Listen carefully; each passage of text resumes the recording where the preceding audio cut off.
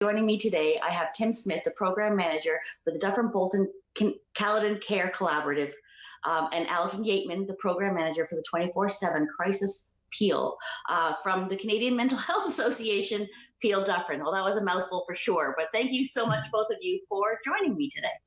Thanks for having us. Thank you. Let's start talking about the services that you normally provide before all of this pandemic got into place, and then we can talk about how it affected what's going on. Sure. So as you mentioned, I'm the program manager from 24 Crisis Peel Dufferin. And prior to sort of the COVID context, we were providing crisis support to individuals 16 years of age and older in the Peel region, and that includes Caledon and Dufferin.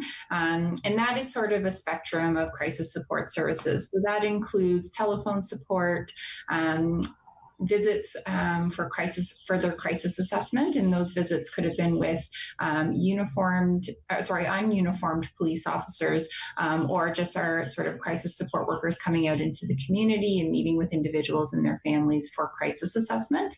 And we also did just launch our mobile rapid crisis response team, which is crisis support workers attending to live 911 calls for individuals who are in mental health crisis. So quite a spectrum of crisis supports. And really the focus is on safety. So ensuring that individuals are safe in the community and able to sort of access any further resources they may need to help stabilize their crisis. Wow, that is definitely a lot. Tim, what are you responsible for here in Dufferin? My work is based in the Dufferin Caledon area. So I'm the manager of our services that are based in our Orangeville office. Those services include counseling services, adult case management, seniors mental health services. We have an addiction support worker and a Behavioral Supports Ontario crisis nurse who is sort of our liaison between the Dufferin team and the crisis team. So we're working together as an agency to try and provide mental health supports throughout Dufferin and Caledon region. And I should also mention that Tim and I have also had the opportunity to work closely. Our teams are now sort of working aligned with one another. So we do have crisis support workers up specifically for the Dufferin area. And we also have crisis workers for the Caledon area. And those workers liaise very closely with the mental health teams that Tim is responsible for as well. So quite an enhancement in terms of services that are up in the Dufferin and Caledon area. Absolutely. So let's talk about how this pandemic has affected your services and how they've changed in what you offer. Okay. Tim, do you want to start with your services? The really amazing thing is that we've been able to continue with our regular services. All of our staff are working virtually, connecting with people that they support by phone or by video chat. So we're regularly connecting with all our folks, making sure that people are safe, that are coping okay, have the resources that they need in a fairly difficult time. Beyond that, we've actually added some services as an agency to try and deal with things in a more urgent manner.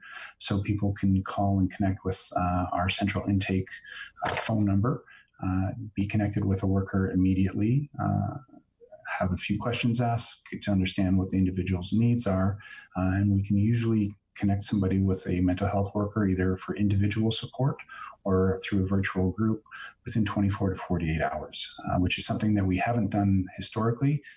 We've been able to respond in this crisis to really try and meet the needs of the community. And I think that's most of the people that I spoke to, I think there's always been almost like a silver lining, something that different people have been able to offer in this time that we weren't thinking about, we weren't prepared for, and may very well likely carry forward past the pandemic, because these are services that can benefit many, many people in different ways. So Alison, how has it affected you and what you do? In terms of crisis, we've been able to sort of maintain our model pretty closely, which is great. We wanted to really ensure that we were able to continue to respond to crisis in the community, recognizing that the crisis was probably going to increase and there would be more people in need of more intensive supports. So we are still providing our 24-hour-a-day, 7-day-a-week telephone support so individuals can call in at any time. And we're still working very closely with the Peel Regional Police as well as the OPP in Caledon and the detachments in the Dufferin area to ensure that if there are safety risks, our crisis support workers can either attend a visit with the police through a virtual assessment. So the police officers are actually calling our crisis support workers in virtually through technology, which is pretty cool. And then if warranted and if needed, we're able to still go out and to do face-to-face visits to really delve in deeper and to do those crisis assessments. Of course, we're ensuring the safety of our crisis support workers and the individuals with COVID screeners and the appropriate PPE, but we're still able to do those face-to-face visits if really needed. Great. So I think it's been a really helpful piece to add that virtual assessment because it allows for really safe assessments and timely assessments as well. That's wonderful. So as we're talking about, I mean, we're over 8 weeks into the pandemic and people have been home and a lot of different stresses and anxieties are happening. People have lost their jobs. There's just so much stress. You're in a house with, probably more people than you normally have in the house 24 hours a day, that sort of thing. So have the number of calls or services required increased? Yes, I think we're tracking that closely, and we've seen about a 30% increase at this point. And, the trends are continuing to change, I think, daily. So, some days seem busier than others, but we're certainly starting to see an increase as time continues on. I think that's probably going to be the trend that, the longer that we're in this sort of context, the more support folks might need. Tim, would you have anything to add to that? I would just say that our central intake team is seeing an increase in the number of calls coming in asking about services. Some of those folks are looking for our regular longer term services and so would be assessed and put onto services or onto a service wait list if that's where things are at with our programming. But sometimes those people are being offered those urgent services. And that way we are able to connect with them urgently and provide the supports briefly and allow them to cope in the moment and then either wait for other services to engage, or sometimes just a single session will be enough for somebody to feel like they're able to move forward in a healthy way. And I think that's really important too, is that people realize that they have that ability to reach out to you because you're feeling the stress and anxiety maybe that you've never felt before. So you don't have the coping mechanisms to deal with it. And there's so many different stresses and anxieties, from whether it's going out shopping and how do you stay safe and how do you keep your family safe and isolation. So let's start by talking about isolation. How does isolation affect mental health? I'll start with that one and say it can have a different impact on different people depending on the type of person you are. We've heard from some of the folks that we support on a longer term basis that they're actually feeling quite comfortable because they often live in a sense of isolation and without much support. So for some folks who are dealing with that on a regular basis, we've heard the comment, now you understand what it's like for me. So we're all learning a little bit about what it's like to deal with isolation and depression and sometimes some increased anxiety. Certainly for folks that are used to being more social and more active, it's a really challenging transition to staying at home and having a very limited social context, certainly within the idea of face-to-face visits. So some people are having really huge adjustments and some people are actually going, this is kind of okay, I'm used to this, I'm comfortable here. So every person's a little bit different. I would say the biggest challenge is that all of us are dealing with the same anxiety at the same time. We often have the opportunity to get feedback from loved ones or for friends saying, hey, you look really stressed or you're not coping well. Because we're all in the same boat, it's really hard to recognize that sometimes. So we have to be a little bit more attuned to the things that throw us off if we're a little bit a shorter temper or having challenges sleeping. We need to be aware of the little signs that might tell us that we're not coping as well as we usually do. I think to add to that, the isolation, I think, is leading folks who may not be accessing mental health supports or who haven't accessed them in the past to start out more support because they're isolated from their informal support, so they're not touching base with their loved ones as much. They're not out having social gatherings as often, or sort of doing things to cope with their sort of day-to-day anxieties. And so I think that's sort of increasing their feelings of any symptoms of depression or anxiety. So it's leading them to maybe start seeking out help in a new way. So I think we're seeing a sort of a new population reaching out for mental health supports. And I think that could be part of the increase as well. Absolutely. So when we're talking about isolation and anxiety and stress, and I know you've mentioned a couple already, but are there things that we should be looking for in ourselves as well as our loved ones that are around us to indicate that maybe we need a little bit of extra help? Yeah, and I think what Tim sort of mentioned at the beginning of the last question is also really important to note, that everyone is so different. So, what I look like stressed out might look very different than what Tim looks like stressed out. So I think it's really being in tune with one another and just being open to those very frequent check-ins, and sort of reaching out more often. And just differences, I think, in mood or appetite or sleep patterns are particularly interesting to pay attention to, or if you're noticing that maybe someone's becoming more irritable or maybe even more withdrawn. So if you're FaceTiming with somebody once a week and all of a sudden those stop, maybe that's a good time to sort of start trying to reach out more frequently. So I think it's really different for everyone, but you can sort of see different patterns in somebody's baseline or sort of their regular routines. I would just put out there that it's really important to have that conversation with your partner, with your children, with your parents, whomever you're concerned about. Ask them about how they're doing and don't take "I'm fine" as an answer. It's one of our slogans for Mental Health Week was to address the "I'm fine." It's a typical answer. We all use it. But if you're concerned about somebody, probe, ask them questions, talk about how they're doing, because it never, ever hurts to have that conversation, and it can only lead to understanding a little bit more and perhaps talking about ways to do things differently to make things a little bit better. Absolutely. And I think that this is also something where, if you know somebody that's on their own, please reach out, because if you're suffering or, feeling stress, anxiety, isolation, and feeling any of these symptoms, or in a house with people with you, if you're alone, that isolation can affect even more. Is that accurate? Yeah, and I think one of the more powerful tools that I've seen even in my own informal systems is by starting by saying, this is how I'm feeling, like this is how I've been impacted. I'm feeling very sad today. I'm feeling very isolated today. I feel angry today. And that almost lets people know that it's okay for them to have similar feelings, or to start having those conversations about some of the more challenging aspects of the COVID context.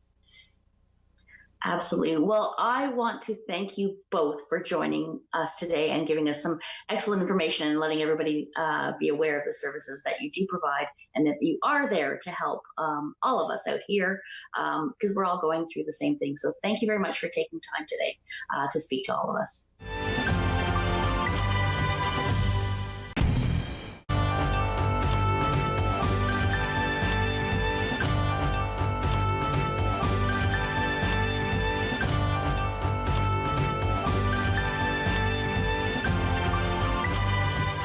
Welcome and thank you for joining us for this local Rogers update. My name is Tina Avery, and joining me today we have Allison Scheel, General Manager of the Orangeville BIA. Allison, thanks for joining us today. Thanks for having me again, Tina. It's always It's wonderful to have you back on, and it's always good to get a regular update as to what's going on. So I wanted to talk about, recently the government released a very slow plan to get back into business, and some of that just including some businesses that are able to to be reopened. So how is it affecting our Orangeville businesses? Well, luckily, now that we are allowed to have curbside retailers, curbside delivery for retailers, that really helps. Thankfully, gas prices are pretty low, so a lot of the retailers were able to do deliveries without it costing them, exorbitant amount of money. But now that curbside pickups are available, I think we'll find that more retailers will open, and to do that sort of service is easier on them too. Especially if they're in there alone. So I think that'll be it's a lot better for them for sure. And I think we'll see a little bit more activity downtown, but I think people will still be very careful about what's happening and what they're doing.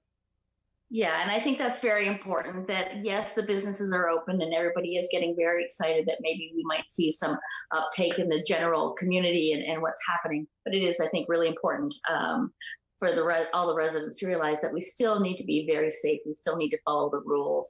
And really, if you need something, it's great that these businesses are open, but make sure that you're doing it the right way so everyone can stay safe.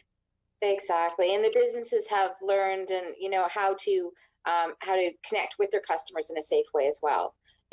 Dropping their orders off right directly into their trunk, that sort of thing. So they all have kind of best practices that they're following in order to keep their customers and themselves, and if they have any staff, they're safe as well. And that is the most important, that everybody remain safe. So let's start talking about where people would find information about which businesses and services are now open. Yeah, so we have a page on our downtown website. It's at downtownorangeville.ca, and if you click on the Open for Business link, it has a list of restaurants that are open, that are doing takeout and delivery.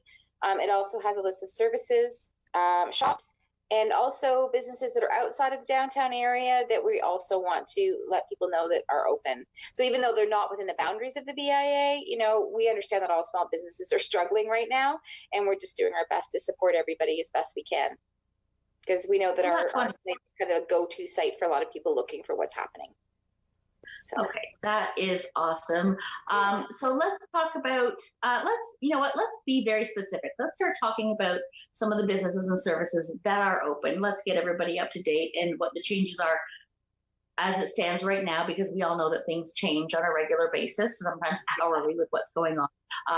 But they always have that website to refer to. So let's talk about the services that are available that may not have been available before. Okay. Well, I have to look while we're on the phone. So I'm going to be looking down. So don't bear with me here. Okay. So Deco Employment Services is open if anyone's looking to hire someone right now on a temporary basis. Art of 8 Martial Arts Academy is new to downtown Orangeville, and they're offering online classes for their young students, which is great. Balanced Bookkeeping and Financial Services is open to help with taxes and any kind of bookkeeping needs. Branching Out Support Services helps people with developmental delays or issues, and they're available to do online support. The Best Western, of course, our local hotel is open. Charlotte Graham and Associates, she is a mortgage broker. I think all the mortgage brokers are open and operate in some capacity. I know Mortgage Architects is, and the Mortgage Center as well. Chris Horston Family Wealth Management is open. Idlewise Skin is open. They're in the Mill Street Mall, and they're doing online orders. So we have a lot of that. So Skin and Tonic is also open, doing that kind of stuff. I could go on. Would you like me to list everybody? I can. Well, I would, but I think we need to give everybody a shout out, and we're going to dedicate this segment to all those businesses. Awesome. So the Edify Center is doing some mental health support. Freedom 55 Financial is open and operating. Yoga is doing online classes. Kaya Yoga. Green Monkey Creative is still working. H&R Block is still doing taxes, even though there's a deferment, and when your taxes have to be submitted, they are working and they're very busy. Instaplast Printing is still working for orders, so you just have to call them. Kitchen Art is still doing kitchen designs. Oh, I wish. Let's talk about some of the storefronts that may be open right now. Okay, so there's quite a few of those. In fact, I would say that probably about maybe 85% of the retailers are now open and operating. So I think these are in alphabetical order. So if you just bear with me. Aardvark Music and Culture, they just started their new location at, I'm sorry, I should know the address. They're right across from the library. Off my head. They've just moved. They are on Broadway. They're at 145 Broadway. Beg your pardon. Yeah. Yes. The Alternative is open for orders. Bloomin' on Broadway, Broadway Convenience, Broadway Music, Bulk Barn, Creekside Clothing. Oh, they're not downtown, but they are open for online orders. Cunningham Vacuums, Cycling Elements, Dugan's Pet Emporium, Finders Keepers, Foxy Face, Fromage, Global Pet Foods, Green Hawk Equestrian Supplies, Healing Moon, the LCBO, Horston's Jewelers, Maggioli Art Supplies, M&M Meats. Oh, this is a long list, thankfully. Natural Choice, Ontario Home Health, The Pop-Up Shop, Reader's Choice, Sanderson Source for Sport, Shoppers Drug Mart, Skin and Tonic, Suzanne Gardner Flowers, Sproul's Emporium, Total Convenience and Video, Wicked Shortbread, and Wrist Check. So as you can hear from that list, there's lots of places that you can support right now in terms of retail. So if there's something you need, instead of going on Amazon, give one of these businesses a call, because they would love for you to buy something from them right now. And I absolutely, if you are in the position that you do need something and you have the ability to go out and get it, please do shop local. As Allison was mentioning, because we're trying to support these businesses so that they will make it through to the other side, because this is a trying time for all of us. And as a small business owner, it's equally as trying. So if you're missing any of the list as we're going through it, don't worry. You can go to the website, which will appear on the bottom of the screen at some point during the session, so that you can find out exactly everybody, and keep checking it on a daily basis. Because there are other shops, as Allison mentioned, that are not in the downtown core that are also open throughout. I mean, I know Booklore, these are just ones I'm thinking off the top of my head that are open for orders and have been open this entire time, and with the ability to bring your orders out to you. So please do check out all of the listings. So let's talk about my favorite subject, food. So there are quite a few restaurants I know that are working, but and one of the things I want to throw out there is, if you're able to pick up from these restaurants and maybe avoid using skip the dishes and just go for a regular pickup, that will help the restaurants that little bit more. Right. So absolutely, that is absolutely true. Pickups, they save a little bit of money, and it goes into their and back into their business, as opposed to into to skip the dishes. So so this. I'm sorry, Tina, go ahead. I was just going to say, let's talk about the restaurants that are open.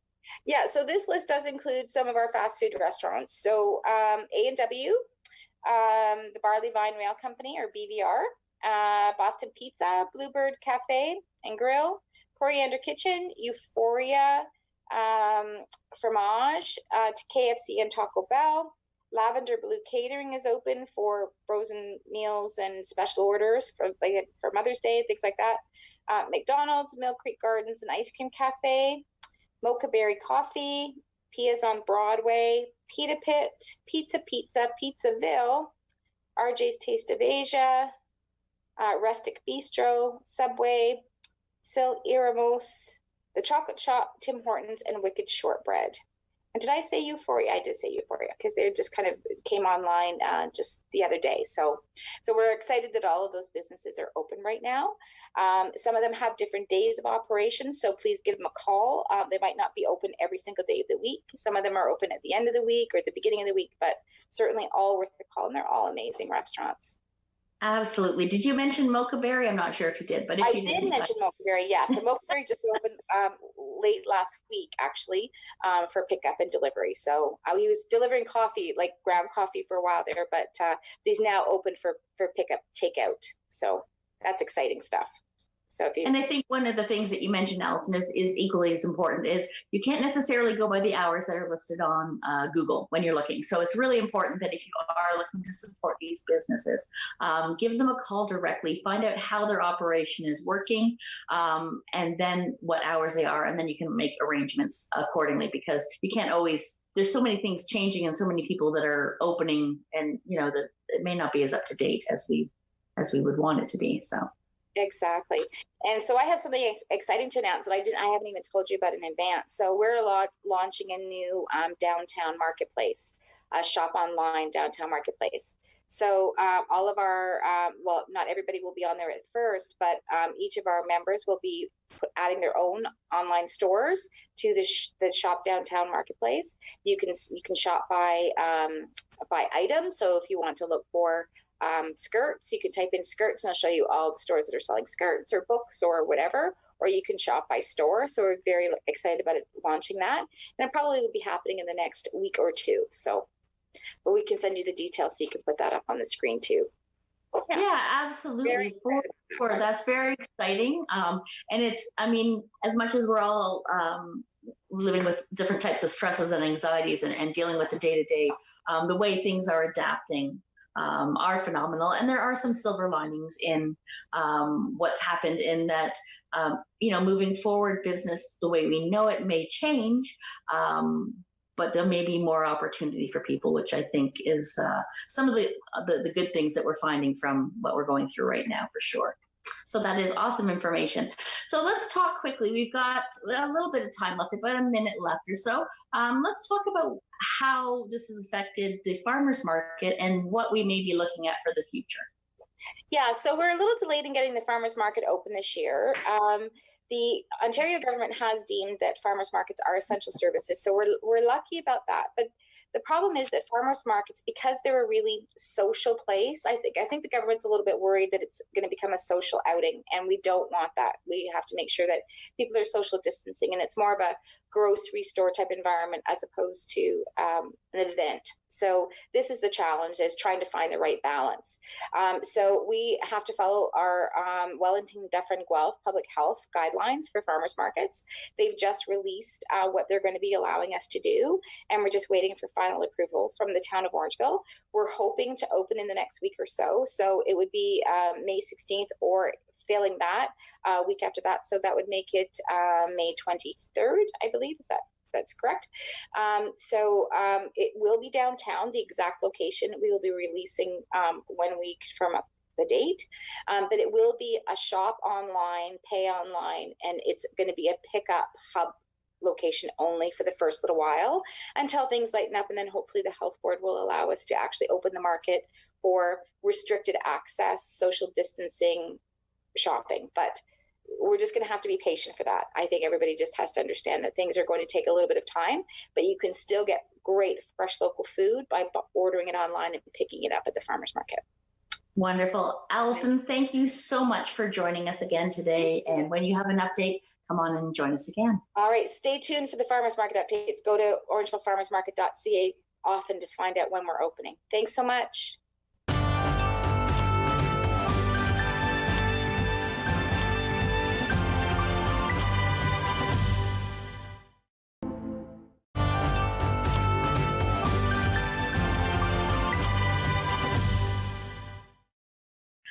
Welcome to this local update for Rogers. My name is Tina Avery. Joining me today, we have Jasper Newton from Zoomies. Jasper, thank you so much for joining us. Thank you for having me. So let's talk. I literally just came across Jasper's business and thought, oh my goodness, what an awesome idea for what we're going through right now. So why don't you tell us about Zoomies and how it all started? Absolutely. So as you said, the name of the initiative is Zoomies, and it's a volunteer initiative aimed at offering support during the COVID-19 pandemic for dog owners who are especially struggling to safely exercise their dogs at this time. So that would be people who might be at the greatest risk of the coronavirus, seniors, the immunocompromised, and many other conditions as well, but also our frontline workers who are very overworked at the moment. So we offer support by matching those dog owners with a volunteer dog walker in their area. Oh, awesome. So how did you come up with the idea to start this initiative?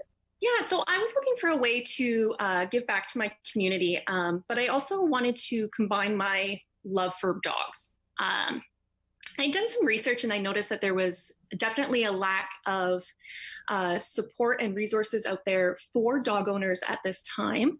And I'd also seen some public requests made by people on social media asking for assistance in walking their dogs. So I determined that there was definitely a lack of resources and B, a need for this type of service. And that's where the idea came from.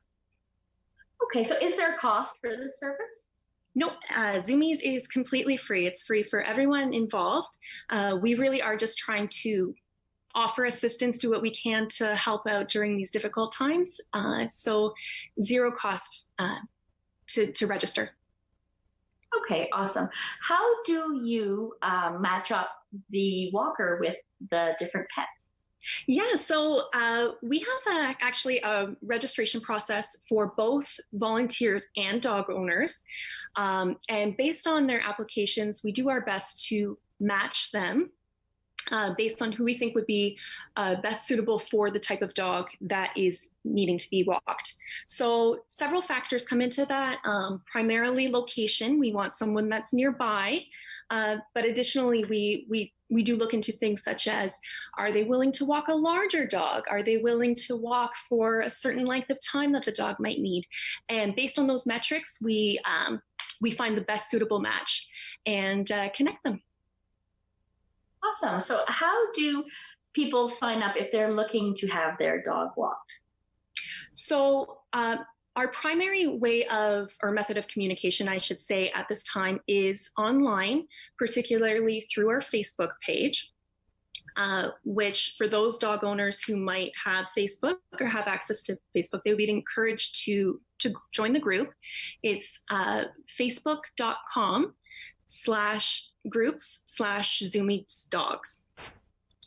So on that Facebook page, they will be able to find our registration forms, as well as our safety guidelines for dog owners and volunteers. For those that do not have access to Facebook, they're also welcome to email us directly, and we will send them a link for the application form. So our email is zoomieswalksdogs@gmail.com. And for those who might not have any internet access, we do have the option to apply or register over the phone. So we do have a phone number as well, and that phone number is 437-888-5561. So they can call us and we will do the registration over the phone for their dog to get them the assistance that they need. Wonderful. So are there background checks done for the volunteers that are taking the dogs out for a walk? So we do, as I said, we have the registration process, and through that process, we do offer our own pre-screening of the volunteers.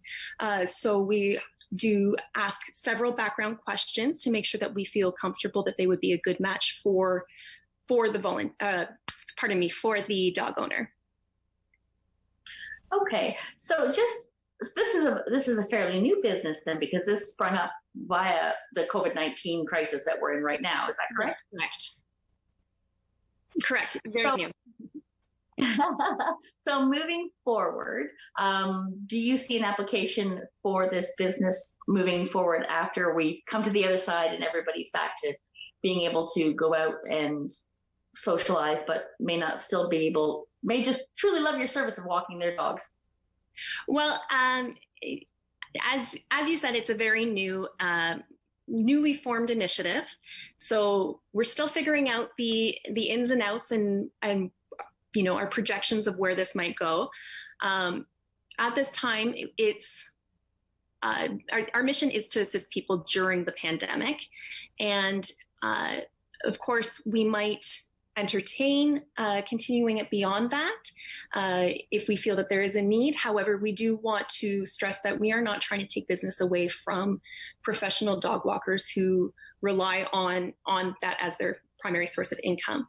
So at the moment, we would project that the organization will probably be dissolved after the need for it, after the pandemic has ended, but that is open to change given the fact that the whole situation is very fluid and we are still trying to figure out how much of a need there is for this. And you make a very valid point. We just don't know, and things are changing on a regular basis. And the opening up of everything right now is a very slow plan. It's a very slow map to get to the other side, which is what we need in order for us to all make it to the other side in a healthy fashion and to follow the rules and regulations. So this could be ongoing for quite some time before we're ready to go back, and for those that can't walk their dogs are able to walk their dogs. And I'm sure a lot of the frontline workers would appreciate something like this as well, because they are so busy and most likely exhausted on a daily basis. Absolutely. And we do plan to keep it going, running until we feel that it is safe for people to be walking their dogs. So for many months to come, not just as soon as stores reopen, but as soon as we feel that the risk has really evaporated. Talking about how COVID-19 has affected the day-to-day operations at Montgomery Village. So our day-to-day operations have changed. We really have been focusing on following public health's advisory on screening people coming in, cleaning processes within the building, and contact social distancing within the building and our residents. So all our rules have kind of changed in the direction of whatever kind of public health has been advised us to do. Wonderful. And how has it affected the residents? So it's affected the residents mostly family-wise, not being able to see their family. It's hard for them as a generation that is not technically connected with their family members. It's mostly physical, face-to-face. It's been really hard for them to not be able to see them. And it's been more video and audio communication, which we've been able to connect with them in the community with their family members. As well as a lot of them can come still visit them, and they can talk over the phone through the glass or see them outside. They post signs outside the building so that they can see them and things like that. So it's really good, and it's really it really helps them get through these times. So yeah, it certainly makes for long days. And I know we recently just celebrated Mother's Day, so that you must have had quite a few people outside your windows that day. We did. We had a big thing. We had lots of signs. We almost had to do like time slots so families weren't overlapping, and they got their time to talk to their loved one and bring them Mother's Day gifts and stuff like that. So we are still accepting things like flowers in the building, stuff like that. We do have a procedure for it to make sure that we're not bringing anything into the building without it being cleaned and disinfectant. But they are able to still get flowers and gifts and stuff like that. So it was really nice. That's wonderful. So what type of protocols have you put in place for the frontline workers when they're coming in to work to start their shift? So we do a screening process. We ask them, multiple questions.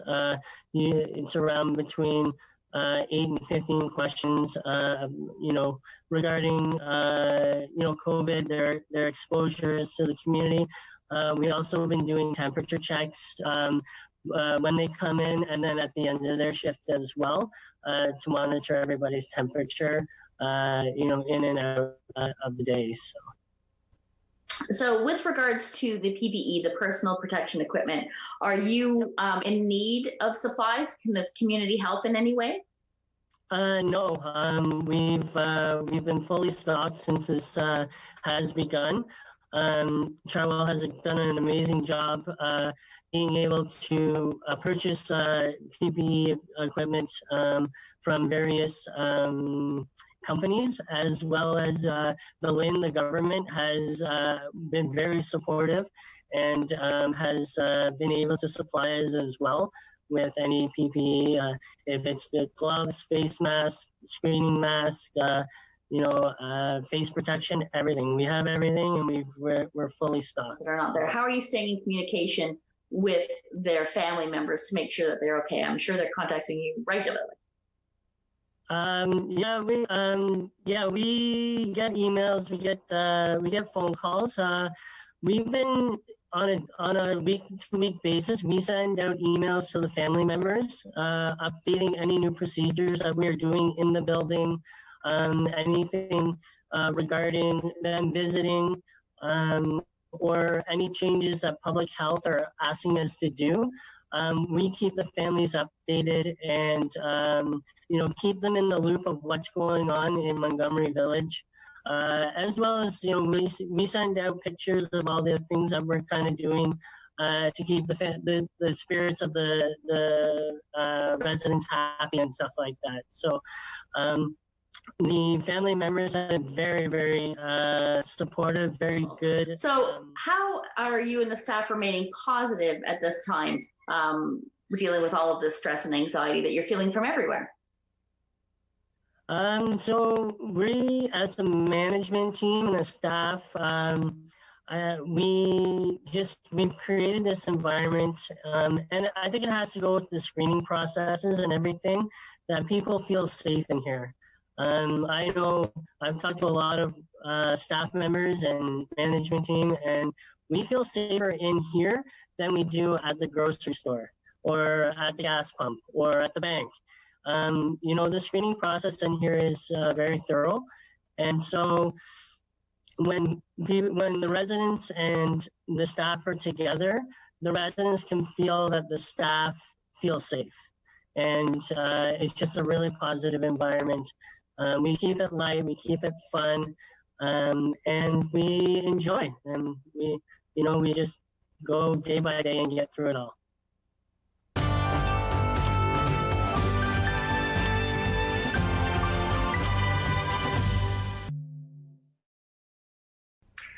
Joining me today is Melinda Filice, a familiar face that you may have seen with Move with Melinda here on Rogers. Thank you, Melinda, so much for joining us again today. Oh, it's great. I love to be here. I miss everyone. I want to stay connected to the community, and I'll share whatever I can to help others. Well, last time we spoke, it was closer to the beginning of when the coronavirus kind of forced all of us to work from home and change our routines. And we were talking about the importance of physical movement and how it affects our body and mind. So can you just remind us, if we're not moving and we're not exercising, how is that going to affect our body and mind over time? Absolutely. If we are not moving as much or at all, we're going to have loss of bone density. We're going to have weakening of muscles, stiffening of joints. Our heart and lungs will get weak. So it's so important to keep active in ways that you can do things at home. Anything you can do to add movement to your day will help you immensely. How has your routine changed over the past, we're going into week 9, so over the past 8 weeks? Well, my routine definitely has changed. I'm a very active person. I work outside of the house. I work at gyms. I work in health clinics. So I'm very active. I give high intensity interval classes. I do spin workouts, you name it, I try to do it. So at home, I'm still working out, but it's not exactly the same. It is still high intensity, but it's maybe not as long. I'm doing it for people that want to do it with me. That keeps me accountable. And at the same time, I feel like I'm doing good for others. So we all kind of like working together at this to keep us motivated and going. Because let's face it, being isolated and being without social activities, it can be very depressing, and you can feel really alone. So I find exercising with people not only helps them, but it helps me. That is And I've tremendous. gained a little bit of weight. I have to, I'll be honest, I've gained a little bit of weight, but you know what? I want to stay healthy on the inside. It's not too much. I don't really care too much what I look like on the outside. Well, I think we've all managed. Well, I'm going to just generalize and say we may have all put on a few extra pounds. But as long as we're being responsible, I think that's with our physical health and our mental health. I think that's really important. And at these times, these days, it may be difficult for people to exercise or to find or to have the equipment to exercise. And I understand you've put together a few exercises that you can show us about what we can do in our own homes if we don't have a lot of space or even workout equipment. So would you share that with us? Absolutely.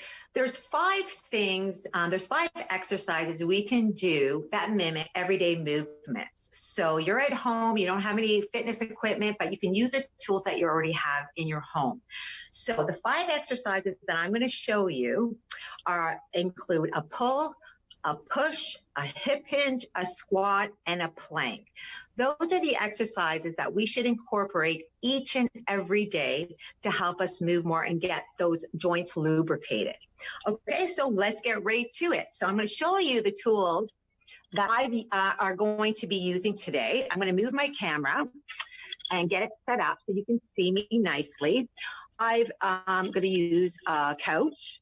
Hopefully everyone's got something like that to use. I'm using a couch, and I'm going to use my gym bag, my work bag that I haven't been using. So this is going to be my weight. So, and if you don't have a bag that you can use, I mean, we have a purse. We have something that we can use, put some stuff in it. And today I put a bunch of magazines and books in it to give me that extra weight. But you know, you don't need any extra weight. You can start off slow. Also, oh my goodness, I love my peanut butter. So I'm also going to incorporate this if you want to use this for a hand weight. Okay, so it's up to you to use what you have in the house for that extra weight.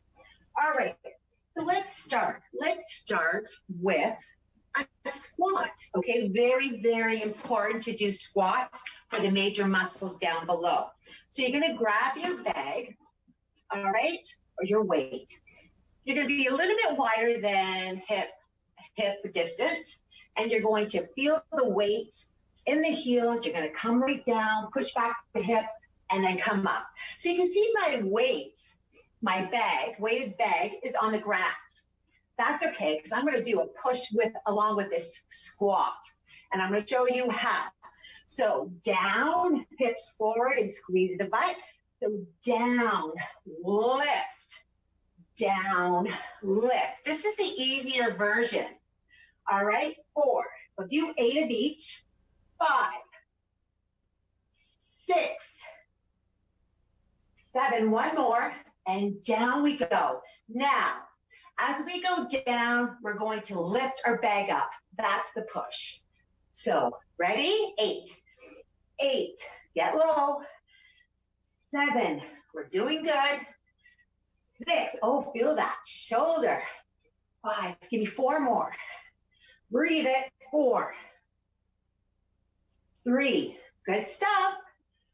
2, and 1, beautiful. So that's your squat routine. Now you're going to grab your bag, one arm kettlebell, I call it, and this will be another push. So you want to hip hinge back a little bit, slight bend of the knee, arm back, and reach. 7, there you go. 6, 5, 4, 3, squeeze it. 2, I'm going to do the other arm now. 1, 8 of each. All right, grab your bag, arm back, hip hinge, slight bend of the knee. Through the legs, up. 7, squeeze it. 6, 5, 4, 3, 2. This is going to get your heart rate up. And 1. Now we are going to do a pull. So you can either use your bag for heavier weight, or, use something a little bit smaller that's more compact for your hand. I'm gonna use my couch now. I'm gonna put one leg on top and then down, hip hinge, bracing the core, arms straight down. And you're gonna pull up, squeeze the elbow in towards your back. All right, let's do it. Down, 8, 7, squeeze, 6, pull it up now. 4 more, you got this. 4, squeeze that back, feels so good. 3, wake up the body. 2, we're gonna do the other side. And 1, good stuff. So I'm gonna change hands. I'm gonna stand up to face the camera. Hip hinge a little bit. Hand down on the couch. Squeeze. 7, 6. Keep that elbow close to the back. 4 more. 4, 3, 2, and 1. Excellent. All right, we've got 2 more to go through. Now this is going to be work on that core. All right. So what we're going to do is use our couch and use our bag. I'm going to put one foot on the couch. I'm going to do a split lunge. So I'm going to get a good range of motion, have my bag in my hand, grab it, lunge down. So just get your good range of motion, good distance from each other. And you want to bend down, feel that quad, push up, okay? Bring that bag up, you're using your arms. So 8, watch this. 7, what about that core? 6, you ready? Chop it down. 8, 7, this works the obliques. 6, 5, good stuff. 4, 3, 2, one more, and 1. Boy, that's working everything. All right, let's do the other side, finish it off. So you want your foot up, get a good distance away. Bag in hand, we start with lunge. Bring up the bag, arms on, and we're gonna do that wood chopper again. Here we go, give me 8. 8, 7, bracing, 6, down and up, 4, 3, 2, and 1. Excellent. We actually have 2 more exercises left. The hip hinge is next. All right, so grab your bag. I thought it was 2, but it's 2 now. All right, so hips apart, and this is also a balance challenge. So your bag is down, deadlift, right? This is what we call a deadlift. Weight is close to your legs. All right, we're ready for it. So bag up, knee up, and down. 7. All the way up. 5. How we doing? 4. 3. 2. And 1. We gotta do the other side. We gotta make it even. We're almost done. Okay, start with that deadlift. Keep your bag close. Slight bend, hip hinge. Right? When we want to pick something up, we bend at the knees and hip hinge. All right, we're ready. Here we go. Left knee up and down. Hip hinge. 7. And again, you don't need to use any weight if you don't want to, if you're starting out. 4. Woo! One side's always better than the other. 3. 2. And 1. That one's difficult on the left side. All right, put the bag down. Last and final, the plank. I know we don't like the plank, but we have to do it. We're going to try it, and I'm going to use my couch again. So what I'm going to do is come down. You might not be able to see my face, but you're going to see my legs on the couch. I'm going to brace in, hold, 8, 7, 6, 5, 4, 3, 2, 1. What about plank jacks? Out and in with your legs, brace in the core. 4, 3, 2, 1. What about mountain climbers? Come on now. 8, 7, 6, 5, 4, 3, 2, 1. Excellent. These are my exercises that I would start my day off if I didn't have a lot of time, and I would do like 3 sets. It'll take you to at least 15 minutes to get your body nice and revved up to go for the day. That is absolutely awesome. Thank you so much, Melinda, for showing us what we can do in our own homes using our own, what we have around us, which I think is absolutely perfect. So I hopefully that has motivated all of you to pick up your bag or whatever you're going to use at home and stay healthy. Thank you so much, Melinda, for joining us today. Thank you, Tina. Stay well, stay healthy, and stay safe.